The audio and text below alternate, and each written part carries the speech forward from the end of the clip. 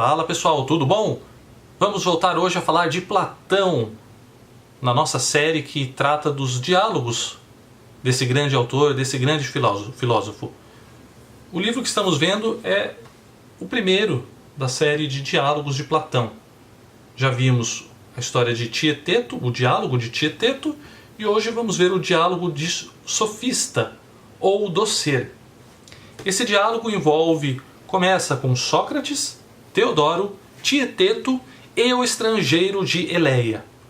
Só que logo no início do diálogo, que é uma continuação do diálogo de Tieteto, Sócrates sai de cena e deixa a conversa de Tieteto junto ao estrangeiro de Eleia. O estrangeiro de Eleia, na verdade, que vai fazer o papel de Sócrates, como a pessoa que questiona e busca entendimentos sobre o sofista, sobre quem é o sofista. Vale lembrar que esse livro ele é considerado por muitos helenistas e historiadores da filosofia como de autoria duvidosa ou apócrifo em relação a Platão, mas serve de estudo para entendermos um pouco mais sobre o sofista e sobre o ser, a questão ontológica do ser e, consequentemente, do não ser. Não é um diálogo tão fácil, tão simples como o anterior de Tieteto. Ele possui algumas conversas um pouco mais complexas que temos que ter atenção para buscar o verdadeiro entendimento. Então, na primeira parte do livro, a conversa, o diálogo entre os dois vai buscar entender quais são as artes que o sofista possui. E eles chegam a algumas conclusões. Através de vários diálogos, eles chegam a algumas conclusões principais a respeito do sofista. Eles dizem que ele é um caçador remunerado no encalço dos jovens ricos, que ele também é um comerciante atacadista de artigos do conhecimento para a alma, um varejista destes mesmos artigos de conhecimento, um vendedor de produção pessoal de conhecimento, um atleta nas competições verbais, se distinguindo na arte da disputa, e um purificador de almas que remove opiniões que obstruem o aprendizado. Ou seja, ele é um comerciante de informações, um comerciante de conhecimento, de opiniões. Nem que ele tenha mesmo que fabricar esse conhecimento e essas opiniões para vender a quem necessita. Mas a partir do momento que ele começa a produzir esse conhecimento, entra uma nova questão no debate. Se esse conhecimento que ele está produzindo é verdadeiro ou falso. Então entra a questão do ser e do não ser.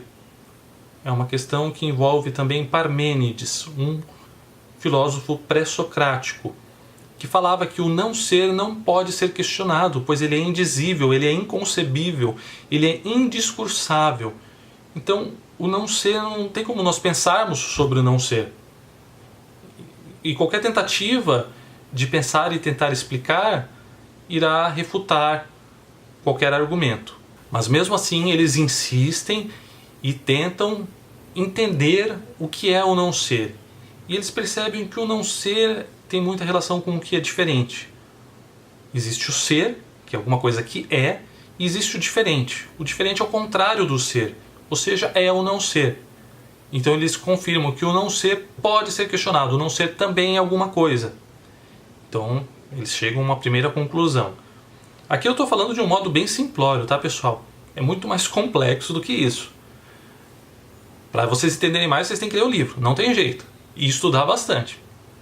Mas eles chegam a essa conclusão. O não ser existe, ele pode ser explicado.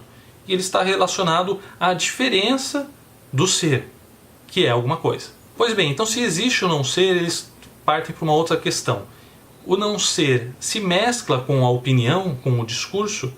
Pois se ele se mesclar, então eles vão confirmar que existe um falso discurso, que existe uma falsa opinião.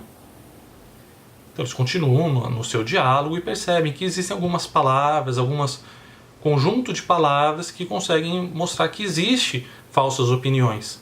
Pois às vezes você fala que uma coisa é de um jeito, mas ela é de outro jeito. Então é uma falsa opinião.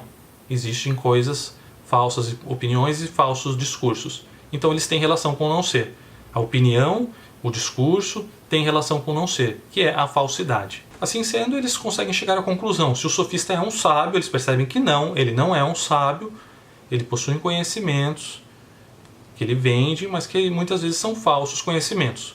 E a conclusão final, que o estrangeiro de Eleia chega, é a de que o tipo imitativo da parte dissimuladora da arte da opinião, que constitui parte da arte da contradição, e pertence ao gênero imaginativo da arte de produção de cópias, que não é divina, mas humana, e que foi definida por força de argumentos como a parte de prestidigitação da atividade produtiva, aquele que disser que o sofista pertence a essa raça e família estará, ao meu ver, dizendo a completa verdade.